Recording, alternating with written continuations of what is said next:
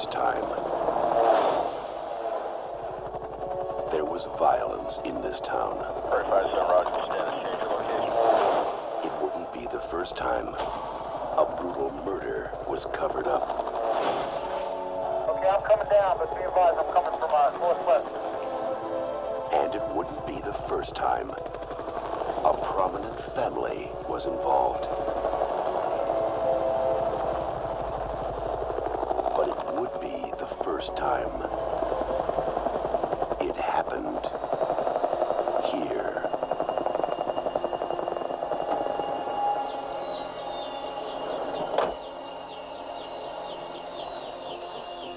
I've got a murder at 1600 Pennsylvania Avenue. An address that changes all the rules.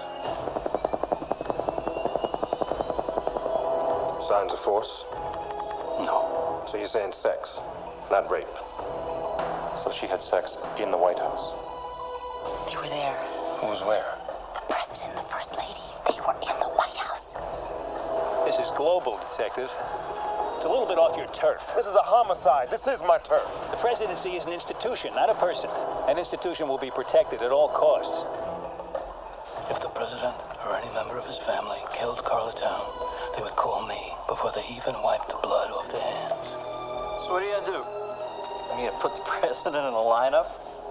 Where are you going with this? Either to the White House or to the press. You were born to become a chalk outline. Murder at 1600.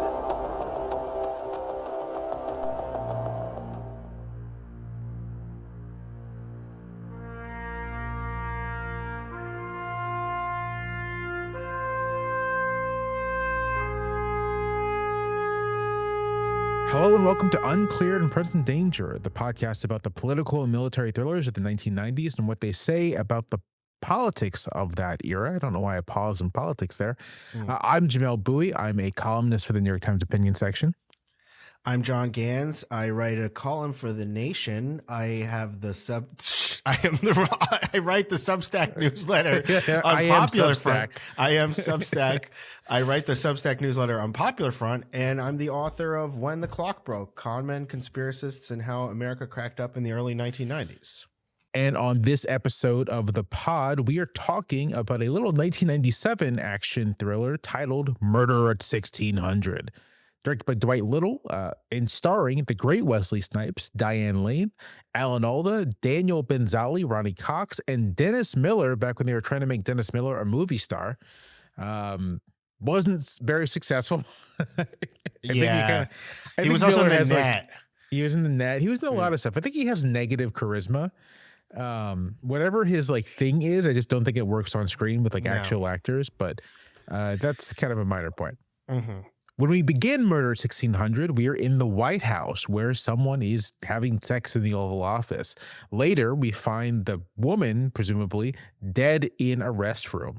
This brings in Washington, D.C. Metropolitan Police homicide detective Harlan Regis, played by Snipes, who then begins to investigate this along with his Secret Service liaison, Nina Chance, played by Diane Lane.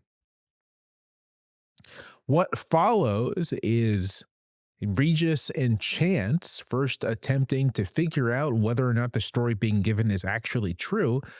And when it turns out that it isn't, and that there's some deeper mischief afoot, Regis attempting to get to the bottom of it and almost reluctantly dragging Chance in.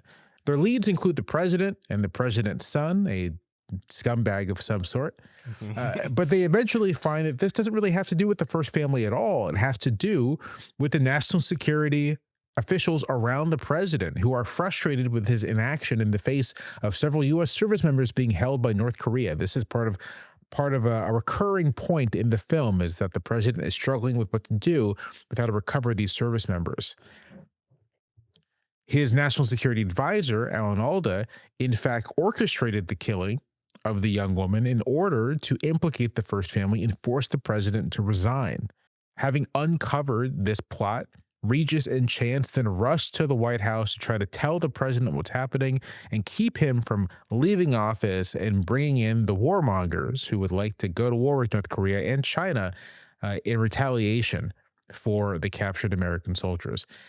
As you could probably tell from this very brief summary, this is a bit of a convoluted plot, but I will say, just from the jump, the first time I saw this movie, I was like, I'm not sure if I like it that much. This most recent time, I was like, this is a great time. I'm enjoying myself the whole time. But we'll talk more about that later.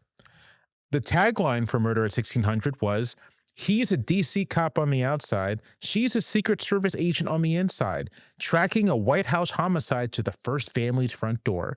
And then also, the address changes all the rules. I think that's a better tagline. Yeah. Because this whole like paragraph here, yeah, we know, right? We got it. The movie's called Murder at 1600. Like, we got it. But the address changes all the rules. That's a good tagline. It's like, oh, okay. This isn't going to be a regular murder investigation because it's happening at the president's residency. All right. Yeah. Murder at 1600 was not especially well reviewed. But it, sorry, not even a but. And it was a box office disappointment. Yeah. It wasn't like a bomb or anything. Yeah. But it was just sort of it underperformed. It was released before. Sorry, no, it was originally scheduled to be released before Absolute Power, the Clint Eastwood film in which the president actually murders someone. We discussed this in an earlier episode. You can look that up. And apparently, when Eastwood heard that Murder at 1600 was getting positive test screenings, this is allegedly. Director Dwight Little says that Eastwood convinced Warner Brothers to release Absolute Power first to make Murder at 1600 look like a copycat.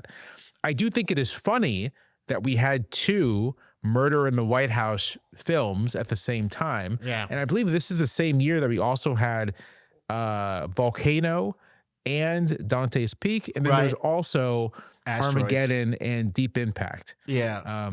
So lots of, screenwriters coming up with the same idea at the same time and producing two movies. Neither Absolute Power or Murder at 1600 is especially well known now. So unlike Armageddon, which is like a blockbuster that people still watch. And I guess people kind of watch Dante's Peak. Maybe. You gotta be kind of a freak. Those are movies it's almost, there's like some like one of those movies that's kind of a cult classic. Cult classic is putting it strongly. It has something of a weird cult following, I would say. Yeah. I just want to note real quick that the director here, Dwight Little, also directed a 1985 film, KGB: The Secret War,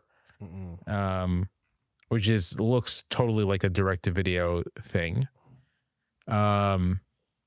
The 1989 Phantom of the Opera, which starred Robert Englund, Freddy Krueger. Mm-hmm.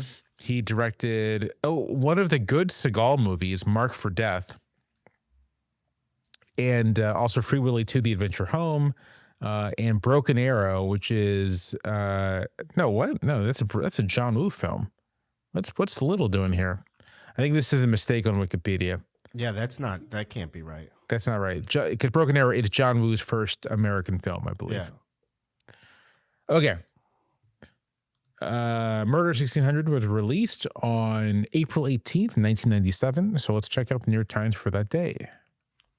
All right, let's see what we got in the paper here. All right. Well, right here on the left, Netanyahu fights report by police. Israeli premier accuses labor of trying to foment crisis.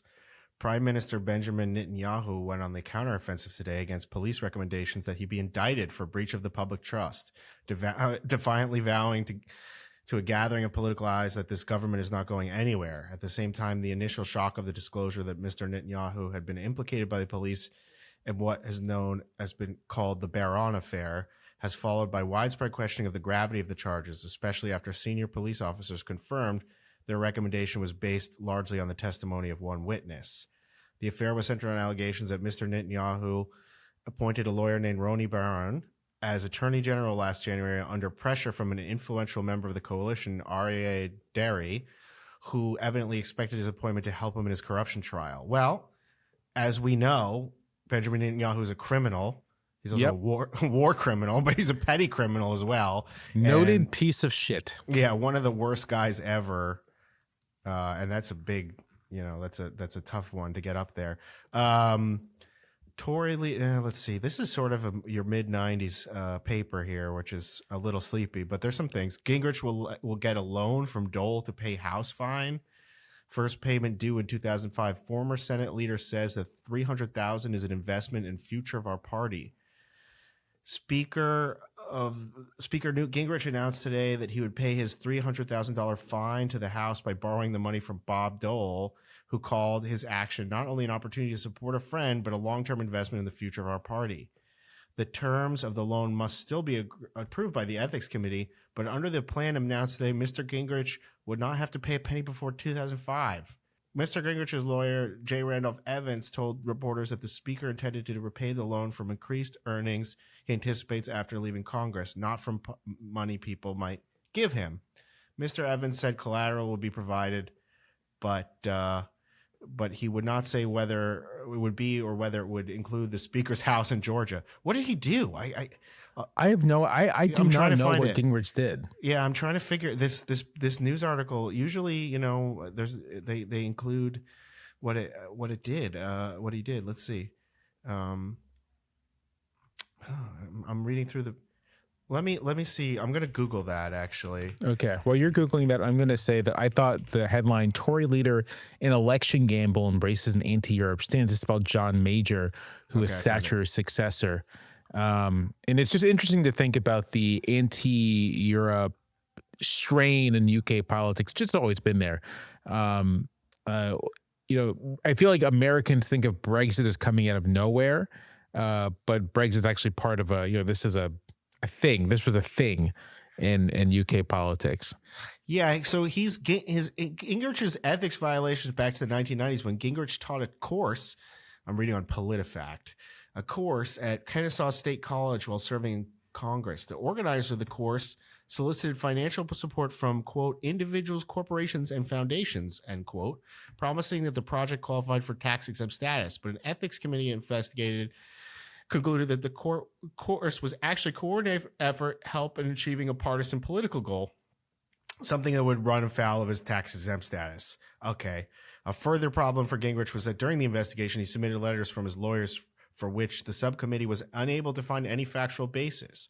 Gingrich should have known that the letters was inaccurate, incomplete, and unreliable. Okay, so he did something illegal or violated campaign finance laws and then lied about it. Okay, interesting. I didn't know that. I mean, I thought I was pretty up to date on every fucking scummy thing he did, but there's always something new. Let's see. Schumer set sight on D'Amato race. Representative Charles Schumer, the Brooklyn Democrat, has dropped plans to run for government, will challenge Senator Alphonse D'Amato. The rest is history. Serbian leader bounces back to foes' dismay. President Slobodan Milosevic of Serbia, the Balkans' wiliest political escape artist, appears once again to have defied the expectations of his opponents and reasserted his grip on power. Mr. Milosevic, who was knocked off stride by months of protests by the political opposition, is now moving to limit criticism of him in the independent news media. He has sidelined those who were disloyal to him in his moment of weakness and appointed a longtime loyalist as chairman of the Electoral Commission. This is something you might read in the United States of America these days.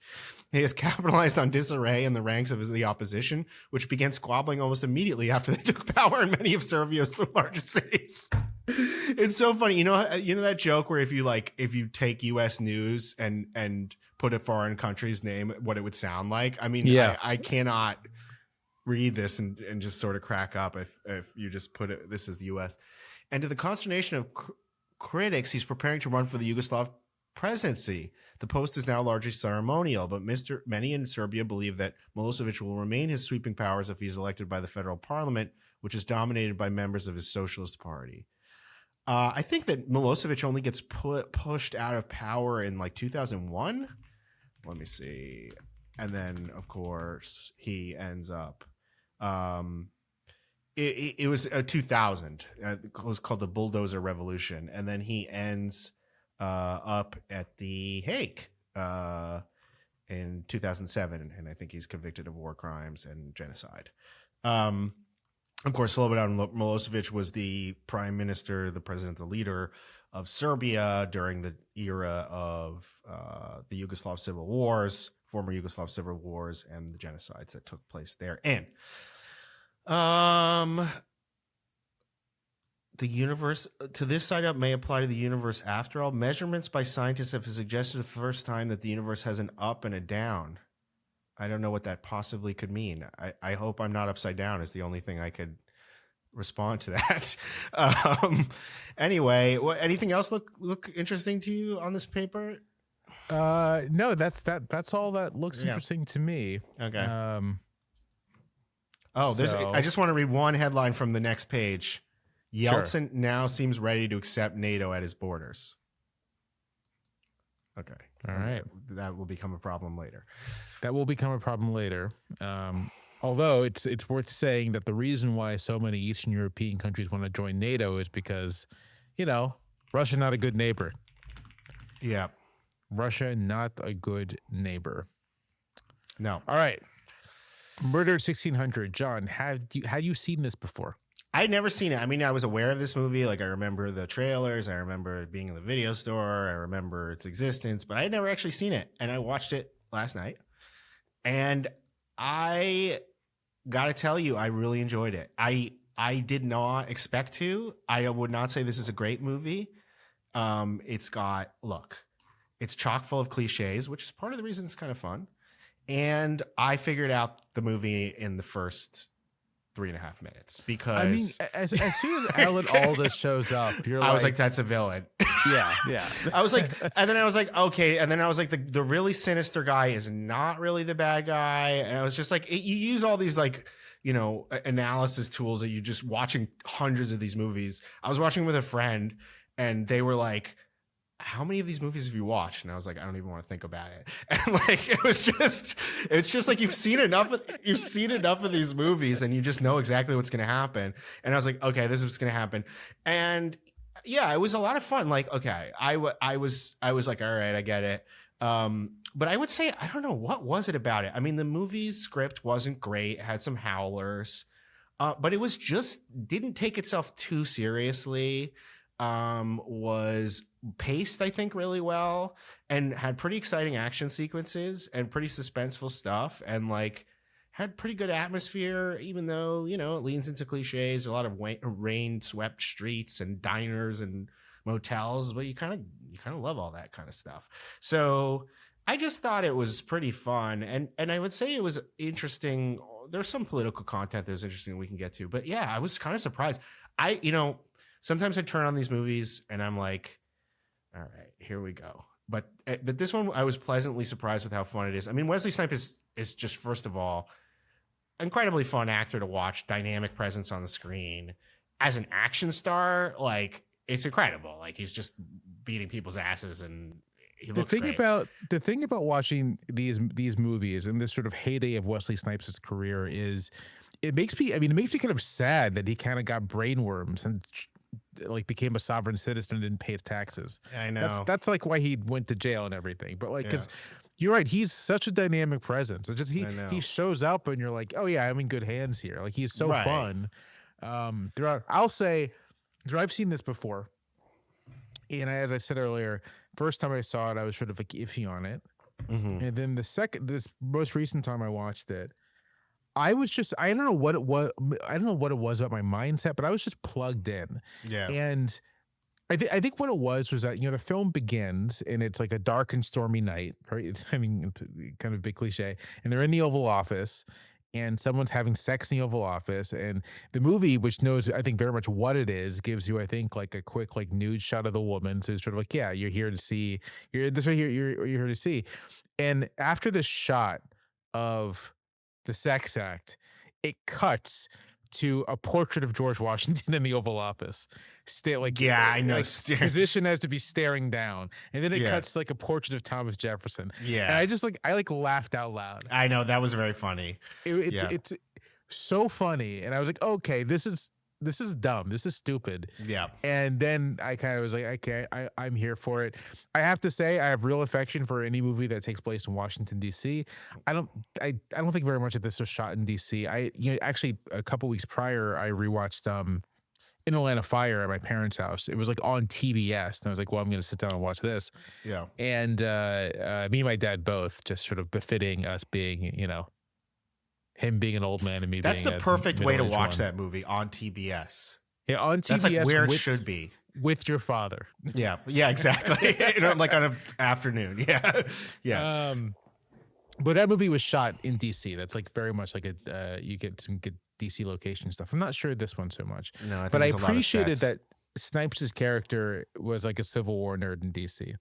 I like that. Yeah, that was. I mean, they like added a little depth to his character and kind of like gave him some more background with that. I gotta say that his hair drove me insane though. Like he has like a cleft shaved into his, which I didn't remember being a style in the 90s, but it drove me nuts. And I was just like, but other than that, I was like, okay, this is amazing. I also think that he had a contractual clause that he would have to appear in a tank top in any film that he was in. Yeah. Yeah. I think that was like, because there's a couple scenes where it's like, okay, and yeah, he looks great in a tank top. He's ripped. But yeah, no, I mean, I'm trying to think about the politics of the movie a little bit. Okay. Real quick before we move thinking about politics, I'll also say I think Diane Lane is pretty good in this too. I really like Diane Lane as an actress. She also, I mean, she looks great. That's kind of a given, but like she's an incredible looking woman. Yeah. But she's also, I think quite good in this film. So she looks amazing. And also I was just cracking up because it was almost like Naked Gun level of parody where she would like jump out of a building and then her hair looked like it was just like done perfectly for that scene. Like every scene, she just has like perfect hair and makeup no matter what's going on. And at one point she has like one little injury because of being in fights and running around, and like that's it. Yeah, so she does a great job, and obviously she looks incredible. Yeah, it's just two great looking Hollywood stars. Yeah, you know, the beginning of the movie with the portrait staring down in disgust at the sex being committed in the Oval Office, I was like, all right, this movie's gonna have a conservative valence for sure. This is gonna be one of the Clinton, our president is too horny and can't do things in foreign policy because he's too horny. Movies. That's, I mean, and that's kind of what it is, right? Like the plot doesn't. The president isn't the one having the affair. No, it's Hunter Biden.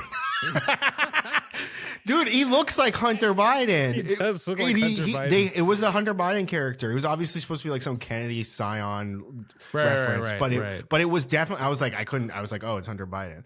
Yeah, the kid is a womanizer. The kid's a womanizer, but I mean, in a wife beater too. Like he's like terrible, violent. Yeah, but not a murderer. But the president here isn't the one who's horny, although it suggests that the president has been horny in the past. But it is. I think the movie does have that. You're right. This conservative sort of like valence. That sort of this, you know, liberal coded president is just unable to do what's necessary to bring home America's boys. Now, but then it's dovish, right?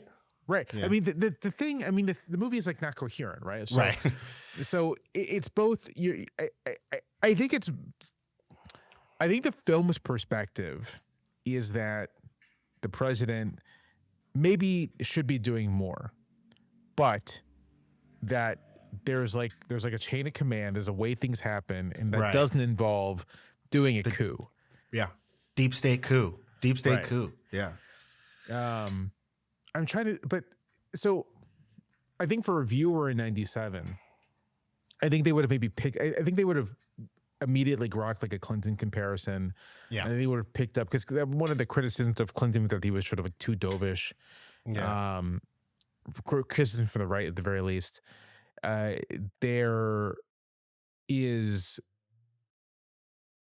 like, I'm trying this notion of sort of like deep state actor. The term wasn't in usage then, but I do think that there's like this post, and we've discussed this before in previous episodes, the sort of post Cold War hangover. Like you can't really trust the national security state. Yeah, yeah. Right. Like the president, the lawmakers maybe want to back away from a war footing, but the national security state wants to go to war. And that's sort of, I feel like that's, if there is a politics to this movie, it is part of this distrust of kind of establishment Washington, and a distrust of, those who are eager to have conflict.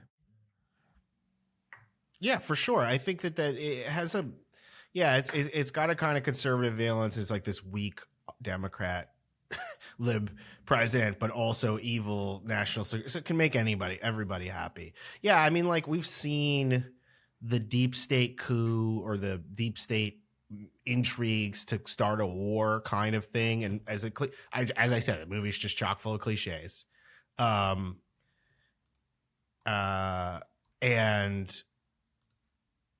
there was like, that was just one of them that I clocked immediately. I was like, okay, we got the angling for war, generals and bureaucrats against the elected politicians thing. We've seen that many times.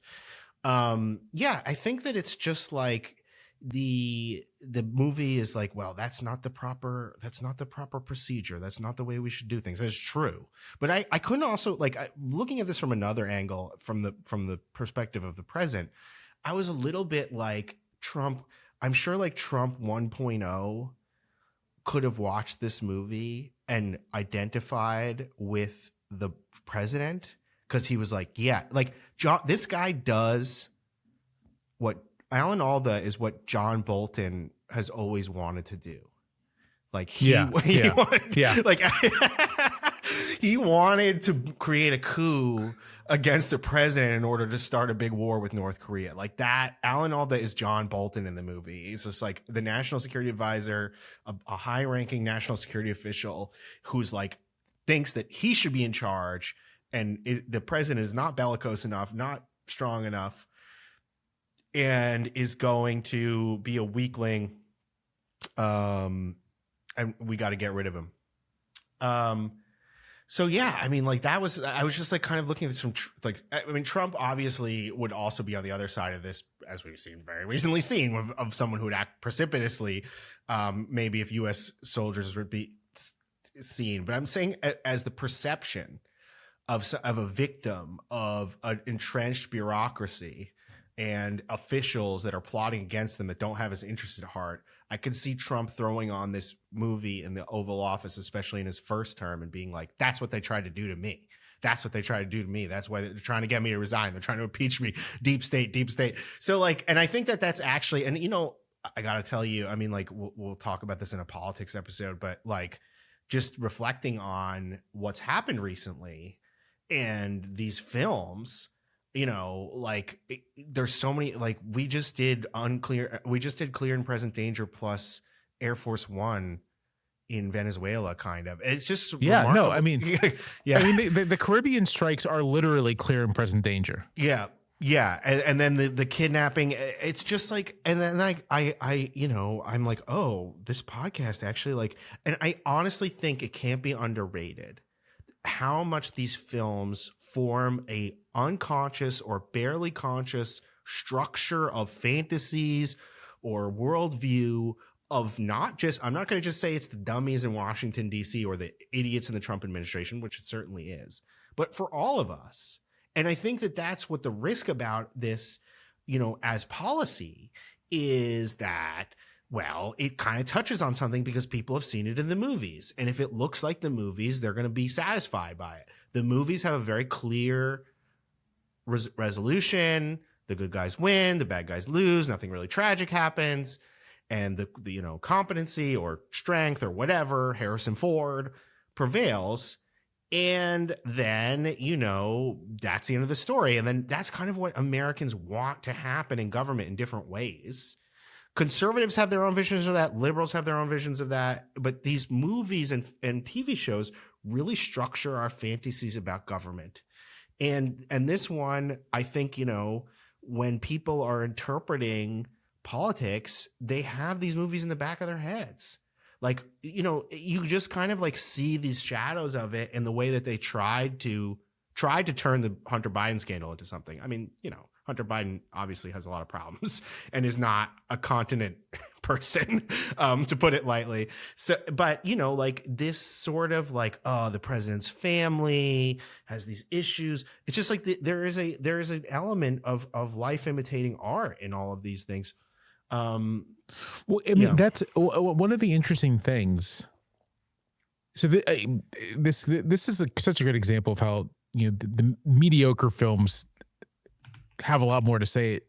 There's more to talk about with them, because it's clear that the screenwriters, I mean, who are relying on lots of tropes, who are not, I mean, they're not thinking too deeply here, right? Like, so much of this is almost like a fantasy of how people believe high office operates. Yeah. Right? Like how these things go down, right? So the, high-ranking military officials and political appointees are scheming against the president. There's a pervasive conspiracy involving the Secret Service, right, to suppress things, like all this kind of stuff. When, I mean, in reality, cover-ups are usually haphazard. There aren't really conspiracies per se. I mean, I thought you wrote a piece recently, John, about, talking a little bit about the decision to go after Noriega in '89 and making the observation that even the principals involved didn't really have a clear sense of why they were doing it. Right. Yeah. Like, and that, I think that has happened in a lot of very consequential things in American history, where just kind of events took over. Yeah. Right. And that's I bring that up to say that that's closer to reality, right? Like in actual reality, people with lots of power aren't necessarily farsighted or like capable of doing long range planning or anything else. They are often brought along by events. Right. They are often as, responsive, not responsive, but as reactionary, reactive. There we go. Yeah. As reactive as anyone else. And so the idea that the national security advisor would be like orchestrating this grand plot to get the president to resign, it's it's like silly and pulpy. It's great for a movie. The thing is, they would just leak things to the media. They would leak reality. They would leak things to the media. Yeah. The thing is, as per your point, John, is that because these movies, these plots do, I think you're right, powerfully shape how ordinary people perceive the world, powerfully shape how would-be elites understand the world. Yeah. We're in this odd situation where it does seem as if the people in power have watched all of these things and are behaving in ways commensurate with the things that they watched, thinking that that's how reality is. Not the first time. I mean, apparently Nixon was watching Patton before he ordered the invasion of Cambodia or the bombing of Cambodia. But yeah, I mean, did you hear Trump talking on Fox News after the Venezuela thing? He was like, it was like a movie. It was like a movie. Yeah. He wants, and they can make him happy. There's the democratic aspect of Trump, if you will, is the fact that he's not unlike a lot of his constituents. So like, if you can make him happy with these kind of cinematic or good TV images, that's the policy he's interested in. And he knows that he has some animal cunning and that the public might respond to it well. Now, that's another discussion for another time. But yeah, I mean, like he is very, I mean, look at the way he staffed his first administration. He kept on talking about central casting, right? He wanted to look like a movie. Yeah. He wanted to look like a movie. Yeah. So I think it's just that these, even movies like this, which are, I wouldn't say forgotten, but definitely not classics, definitely not referenced a lot, definitely not watched a lot. They form this kind of like ambient background, this kind of sea of thoughts and fantasies that we grow up in, and we're just kind of unaware of it. And then you get confronted with a real life situation, and then you're like, where did I get that idea? And then you're like, I got it from a movie. And like, a perfect example, I'm sorry to keep bringing this up, but it's just top of mind and unavoidable, is like the video that they shared of the raid. They played Fortunate Son by like the White House had a video of the raid on Caracas, and they played Fortunate Son which is a protest song against Vietnam, which many people pointed out. But the real reason was that it was in Forrest Gump. It's the song that's playing when he's like arriving in Vietnam in Forrest Gump. Right. It's a song cliche that of is Vietnam movies. Yeah, it's very much associated with the Vietnam movies, with sort of that vibe. It'd be if they had played All Along the Watchtower, right? It would be the same vibe. That's another exactly. Or Paint It Black by the Rolling Stones. Yeah, right. Yeah, there's like there's a set of songs that sort of we associate with these things. Yeah, they're just. I mean, this is memes. This administration is like it's like a form of hyperreality. Yeah, it really is. It really is. I mean, like, I've resisted that interpretation a lot, like the spectacle and the hyperreality, but you kind of can't get around it when you see stuff like that. Right. Yeah. Right. You can't. And so I think it's right to look at this movie as part of the background of things that shapes how people understand what's happening in the world. I mean, to bring it back to the 90s, right? Like, among the conspiracies associated with Clinton were the ones involving Vince Foster, the Clinton official, Clinton family friend who committed suicide. And there was like all of these conspiracies about how the Clintons had him killed. There is the Clinton kill list or Clinton kill count or something like that, of all the people the Clintons had killed. And it's like, that if this were a movie, that would be totally plausible, right? Like if we lived in Hollywood land and reality followed Hollywood logic, then yeah, like a scheming Lady Macbeth first lady and her sort of like equally scheming husband offing people who are getting too close to their secrets, you would find that in a bad movie, but a movie nonetheless. And in real life, the president couldn't even keep an affair secret for like a couple years, right?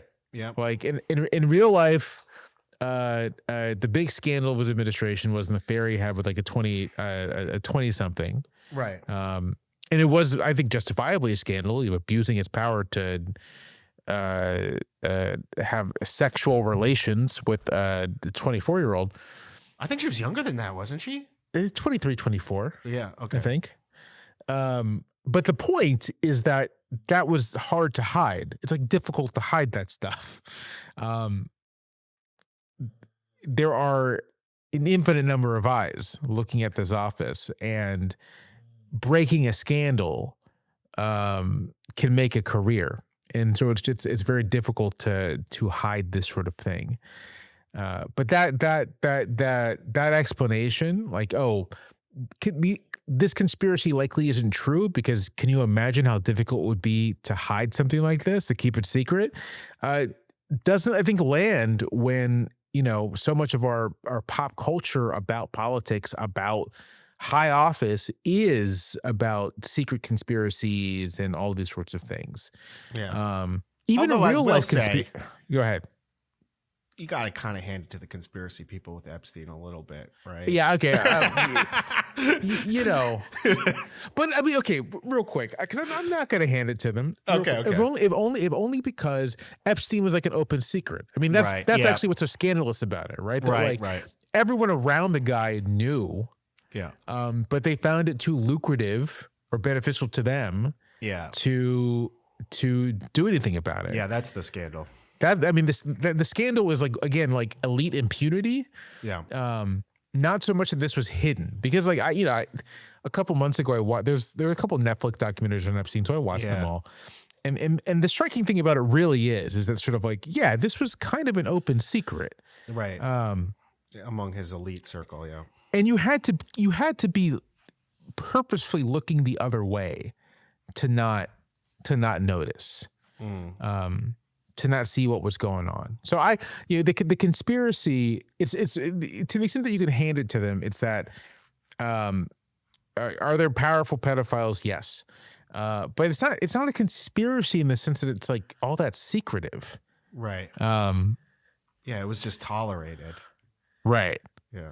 But what was my point with that? I just think, yeah, I mean, look, how does policy, like what underhanded things actually are done to shape policy? Well, they leak things that, like, okay, let's say there's a faction in the White House that has a certain policy agenda, they leak things to the media that tries to hem in the decision making of either Congress or the president, to making it politically harmful for them to undergo certain courses of action. That's what they would do. And you see that all the time. It's just like, oh, they're leaking that because like this is the faction that wants this, or this is the faction that doesn't want that. Like they are trying to get public opinion to hem in the president. They're trying to manipulate public opinion often. But that's different than, doing a coup against the president, blackmailing and doing a coup against the president. I mean, I'm sure it feels extremely frustrating to know that someone, if you're in politics and you have an understanding of what's going on, and then you see your factional rivals leaking bullshit to the media, and then the public's understanding of it is just completely wrong.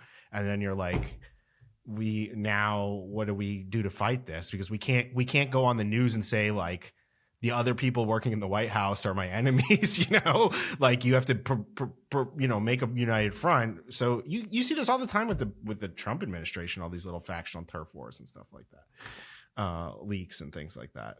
So yeah, it's more like leaks and media and public opinion manipulation, or attempts to manipulate the public, than these Byzantine plots. Right. The closest thing to a real Byzantine plot I can think of, the two, are Nixon's secret negotiations before the 68 election and Reagan's secret negotiations between the 1980 election. Yeah, you kind of don't want to believe it, but it really happened. Yeah, those are genuine secret plots. Yeah. But the more Baroque stuff is more Hollywood. But this is just a test. Even Watergate was like kind of an accident and a dumb thing that got out of control. Yeah. Yeah. That's all to say that like it is useful to remember that reality is stupider and less coherent than the movies. Sure.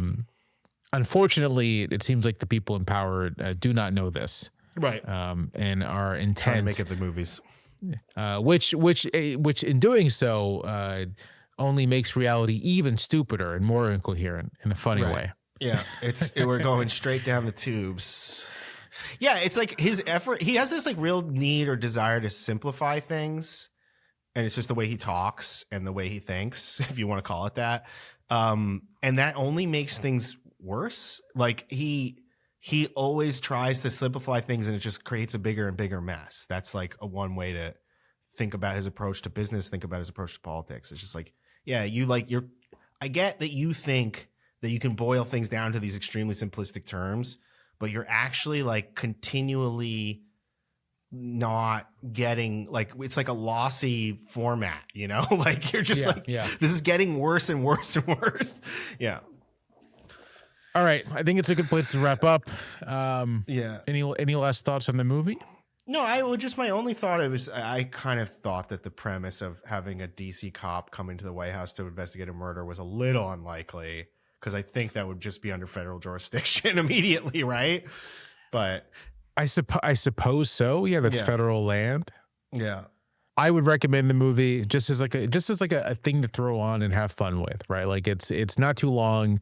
It's perfectly enjoyable. It's the kind of like, it's the kind of schlock that they don't really make anymore for mainstream releases. You can certainly find it direct to video or whatever, or on the streaming, but to put this in the theater, they don't really do it too much anymore. And that's a shame, because it would be a good time to see this in a movie theater with a bunch of friends.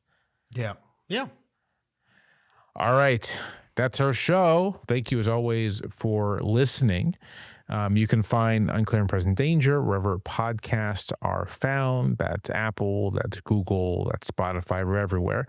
And if you leave us a rating and a review wherever you find us, that would improve things for us as well.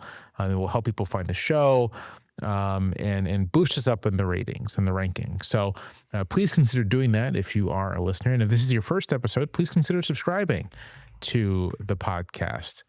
You can reach us for feedback via our feedback email, unclearandpresentfeedback@fastmail.com.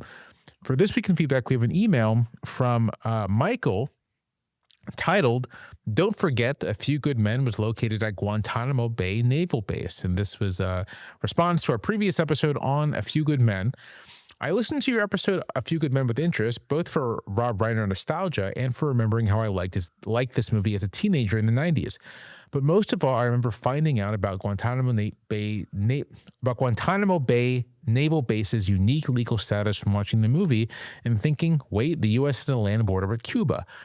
I then researched and learned about the history. Parenthetical, I was not a very interesting teenager. Listen, dude, you're in good company here. I was a teenager who looked up stuff like that too. So I was surprised that Guantanamo as a setting of the movie did not come up as a detailed topic in your podcast episode. Honestly, I'm a bit surprised that didn't come up either. I think we just weren't thinking about it. We can't think of everything. Come on, give us a break over here. After all, it was the site of one of the most high-profile violations of human rights laws by the U.S. in recent decades. And of course, Camp X-Ray and the other Allied facilities' creation is most closely associated with policy decisions championed by Dick Cheney. As you and most of your listeners certainly know, he was the key promoter of Bush administration's cruelty and aggression, championed by the Jack Nicholson character, and the denial of due process that would have allowed the people detained there to be adjudicated and, if found guilty, imprisoned appropriately. This, of course, is the opposite of the procedural justice that is the lodestar of A Few Good Men. I would be surprised if Cheney didn't himself invite the comparison to Jessup that was in the biography Angler. While the Cheney clan has gotten some modest establishment rehabilitation from the Never Trump Association, Gitmo is a stain on America that has lasted through 5 administrations, despite 2 of them trying to close it down. Enjoying the pod. Thank you for all you do, and Happy New Year. Best. Thank you, Michael. Yeah, I mean, I don't really have anything to add that you didn't already say. Gitmo is a stain, and the story of how the U.S. Came into possession of Guantanamo is very interesting. My buddy John Katz has a great book, Gangsters of Capitalism, which is about this sort of early 20th, late 19th century period of American imperialism, of which the acquisition of Guantanamo is part of the story. Dick Cheney, rest in piss. That's all I got to say. Yeah. Agreed.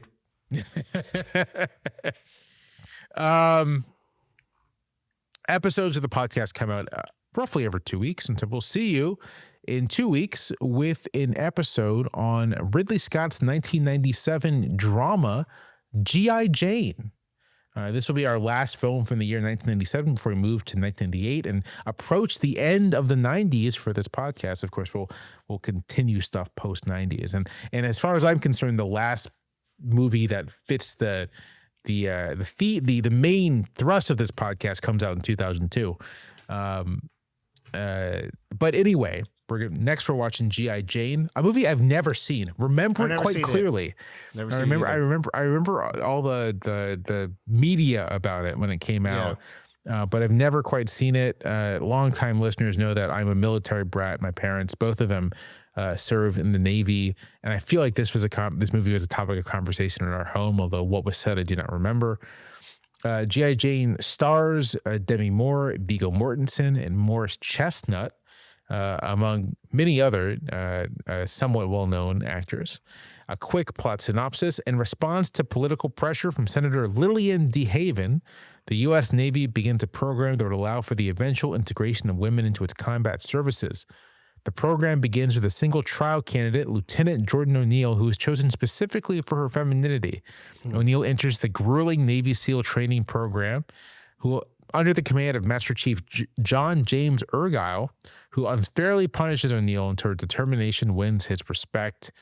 I think this movie is quite relevant in the present because the current Secretary of Defense basically wants to get women out of combat once again. So we'll talk about that. We may have a guest as well. So stay tuned for G.I. Jane in 2 weeks. Don't forget our Patreon, patreon.com/unclearpod, where we discuss the films of the Cold War and do the same thing that we do on this main feed podcast. We also have, John mentioned it a little earlier, a weekly politics podcast where we just straight up discuss current events. No movie involved. And that's always a good time. The next movie for the Patreon will be the Le Carre adaptation, Little Drummer Girl, but the first one from the 1980s, starring, who's it star? Stars Diane Keaton, who recently passed away. So we'll be checking that out for the Patreon, and we have a couple years of shows on the Patreon. So it's $5 a month. Subscribe, and you get access to a whole bunch more content. It's a good time. For John Gans, I'm Jamelle Bowie. This is Unclear and Present Danger, and we will see you next time.